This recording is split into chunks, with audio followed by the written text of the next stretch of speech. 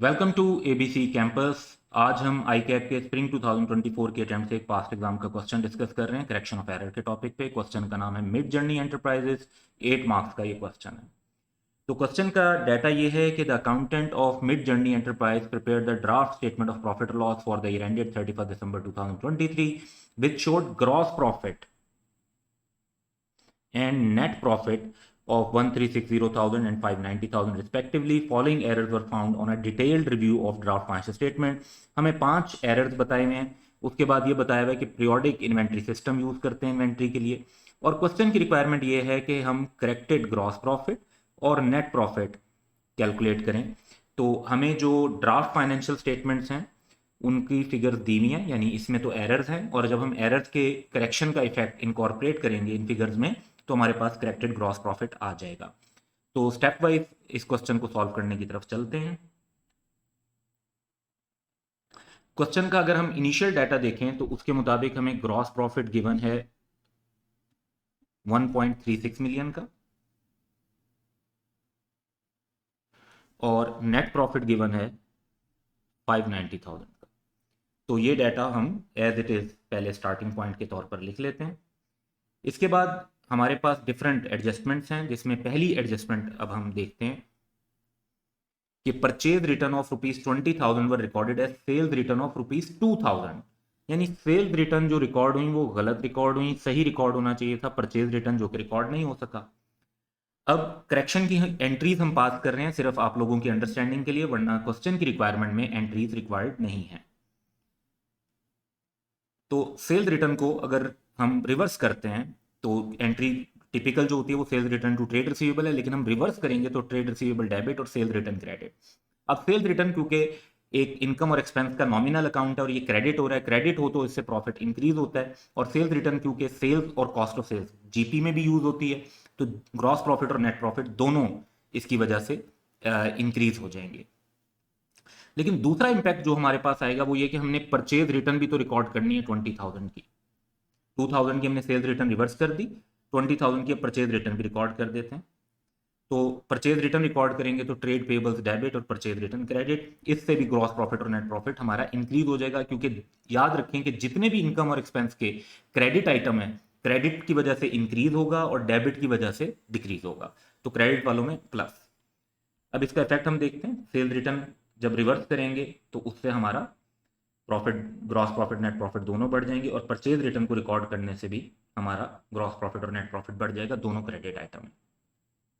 Next transaction देखते हैं कि free sample of goods costing 30,000 were distributed to potential customers but were mistakenly recorded as credit sale. तो credit sales गलत record हो गई, record free sample की accounting होनी चाहिए थी, और वो भी क्रेडिट सेल्स रिकॉर्ड भी कॉस्ट पर नहीं हुई बल्कि markup of 30% on cost add कर कर हुई है। तो 30,000 की कॉस्ट थी और रिकॉर्ड हुआ होगा 30% ऐड करके। तो पहले हम सेल्स रिवर्स कर देंगे, sales debit trade receivable credit. अब सेल्स क्योंकि डेबिट हो रही है तो डेबिट आइटम से ग्रॉस प्रॉफिट नेट प्रॉफिट दोनों कम हो जाएंगे। नेक्स्ट हमें फ्री सैंपल्स को रिकॉर्ड करना है कॉस्ट पर। अब ये देखेंगे 130% हमने क्यों लिया, ताकि 30 से 139 पर ले जाएं, क्योंकि मार्कअप ऑफ 30% ऑन कॉस्ट भी है। इसके बाद हम फ्री सैंपल को रिकॉर्ड करते हैं तो सिंपली मार्केटिंग एक्सपेंस डेबिट करेंगे और परचेजेस को क्रेडिट कर देंगे। अब मार्केटिंग एक्सपेंस सिर्फ नेट प्रॉफिट को अफेक्ट करेंगे, डेबिट हो रहे हैं डिक्रीज करेंगे, और परचेजेस क्योंकि कॉस्ट ऑफ सेल्स का आइटम है तो ग्रॉस प्रॉफिट और नेट प्रॉफिट दोनों क्रेडिट की वजह से इंक्रीज होंगे।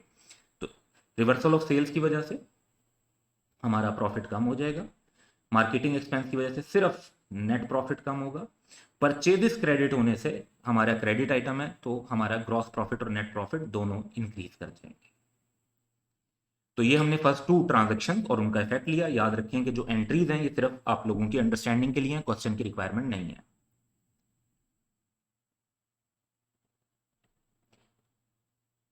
नेक्स्ट आइटम में थर्ड एडजस्टमेंट जो हमारे पास है वो ये कि proceed from the disposal of office equipment on 31 December 2023 amounting to ₹382,000 were credited to sales. तो disposal of office equipment sales में तो क्रेडिट नहीं होना चाहिए, तो पहले तो हम इसको रिवर्स कर देंगे कि सेल्स डेबिट और बैंक क्रेडिट, और सेल्स जो है वो डेबिट होने से कम हो जाएगी जिससे हमारा ग्रॉस प्रॉफिट नेट प्रॉफिट दोनों कम होंगे। अब हम प्रॉपर डिस्पोजल रिकॉर्ड करते हैं। तो डिस्पोजल जब हम रिकॉर्ड करेंगे तो सबसे पहले एसेट की कॉस्ट और कैरिंग अमाउंट दी हुई है, कॉस्ट है 500,000, तो ये हमारा एसेट क्रेडिट कर देंगे। अब कैरिंग अमाउंट दी हुई है, कॉस्ट और कैरिंग अमाउंट का जो डिफरेंस है वो एक्यूमुलेटेड एप्रिसिएशन है, डिस्पोजल में ये डेबिट कर दी जाएगी। फिर एसेट को डिस्पोज ऑफ किया 382,000 से, इतने से पैसे रिसीव होंगे तो बैंक डेबिट हो जाएगा, और जो डिफरेंस आ रहा है वो हम गेन के तौर पे, क्योंकि क्रेडिट साइड शॉर्ट है तो गेन ऑन डिस्पोजल रिकॉर्ड करेंगे, जो कि सिर्फ नेट प्रॉफिट को इफेक्ट करेगा।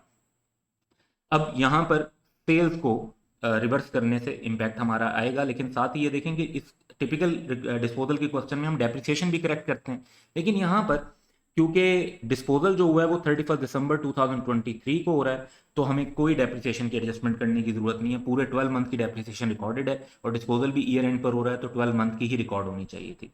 तो नो इफेक्ट ऑन डेप्रिसिएशन, क्योंकि डिस्पोजल ईयर एंड पर है।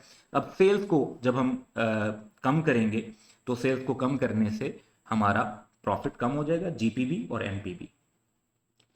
फिर हम गेन ऑन डिस्पोजल जब रिकॉर्ड करेंगे 62 का, इससे नेट प्रॉफिट इंक्रीज होगा, ग्रॉस प्रॉफिट पर इसका कोई इफेक्ट नहीं होगा। नेक्स्ट चलते हैं।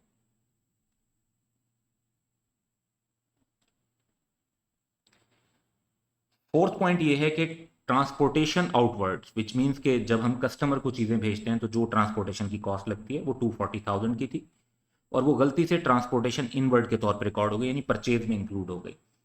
This also resulted in overstatement of closing inventory by 36,000। तो यहाँ पे इनफैक्ट अगर आप देखें तो तीन किस्म के एरर हैं। एक तो ट्रांसपोर्टेशन आउटवर्ड जो है वो रिकॉर्ड होनी चाहिए थी, लेकिन गलती से इनवर्ड हो गई, तो ट्रांसपोर्टेशन आउटवर्ड हम रिकॉर्ड कर देंगे, और ट्रांसपोर्टेशन इनवर्ड को हम क्रेडिट करके कम कर देंगे। फिर दूसरा इफेक्ट उन्होंने बताया कि इन दोनों चीज़ों के अलावा एक इफेक्ट ये कि क्लोजिंग इन्वेंट्री ओवर स्टेट हो गई है, कितने से 36,000 से। पीरियोडिक इन्वेंट्री मेथड में इन्वेंट्री की एंट्री होती है, inventory debit cost of sales credit, क्योंकि ज़्यादा हो गई है तो हम 36,000 से एंट्री रिवर्स कर देंगे, यानी कॉस्ट ऑफ सेल्स डेबिट और इन्वेंट्री क्रेडिट। अब ट्रांसपोर्टेशन आउट जो है ये डेबिट हो रहा है, डेबिट से प्रॉफिट डिक्रीज होता है, तो सिर्फ नेट प्रॉफिट पर इफेक्ट आएगा आउटवर्ड का। ट्रांसपोर्टेशन इन जो है ये क्रेडिट हो रहा है, क्रेडिट से प्रॉफिट इंक्रीज होता है, और ये क्योंकि इनवर्ड है तो परचेजेस में ऐड होता है, इसलिए जीपी एनपी दोनों पर फर्क पड़ा। फिर कॉस्ट ऑफ सेल्स का एक्सपेंस डेबिट हो रहा है, डेबिट से प्रॉफिट डिक्रीज होता है, और क्योंकि cost of sales gross profit calculate करने में यूज होती है, तो अकॉर्डिंगली जीपी और एनपी दोनों पर इफेक्ट आएगा। इसके बाद हम लास्ट ट्रांजेक्शन की तरफ चलते हैं कि while recording impairment for an item of property, plant and equipment, its value in use of 1.2 million was ignored. The item had a carrying value before impairment 1.8 million और fair value less cost of disposal थी 1 million। तो 1.8 million से आप 1.1 million पर ले आए होंगे, यानी जो इम्पेयरमेंट गलती से रिकॉर्ड हो गई वो 8 मिलियन की है, जबकि करेक्ट इम्पेयरमेंट होती तो वैल्यू इन यूज क्योंकि हायर है तो रिकवरेबल अमाउंट 1200 होनी चाहिए थी, या 1.2 मिलियन। तो करेक्ट इम्पेयरमेंट हमारी जो बनती है वो बनती है 600,000 की। अब रिवर्सल जो हमें यहाँ पर रिकॉर्ड करना है वो 200 से करना है। तो इम्पेयरमेंट की एंट्री होती है impairment loss debit accumulated impairment credit, इसको हम रिवर्स कर देंगे 200 से, और जब हम रिवर्स करेंगे तो इम्पेयरमेंट लॉस के कम होने की वजह से हमारा नेट प्रॉफिट बढ़ जाएगा, क्योंकि इम्पेयरमेंट लॉस जो है ये एक हम देख रहे हैं कि यहाँ पर जिस आइटम का है वो प्रॉपर्टी प्लांट इक्विपमेंट का आइटम है, तो जो इम्पेयरमेंट है वो ऑपरेटिंग एक्सपेंस में चार्ज होती है, ग्रॉस प्रॉफिट को इम्पैक्ट नहीं करेगी। तो ये 200 से इम्पेयरमेंट लॉस कम होने से हमारा नेट प्रॉफिट बढ़ जाएगा। अब हम फाइनल टोटल कर लेते हैं, तो करेक्टेड प्रॉफिट हमारे पास आ जाएगा। तो क्वेश्चन की रिक्वायरमेंट अकॉर्डिंगली पूरी हो गई। That's all for today. Have a good day.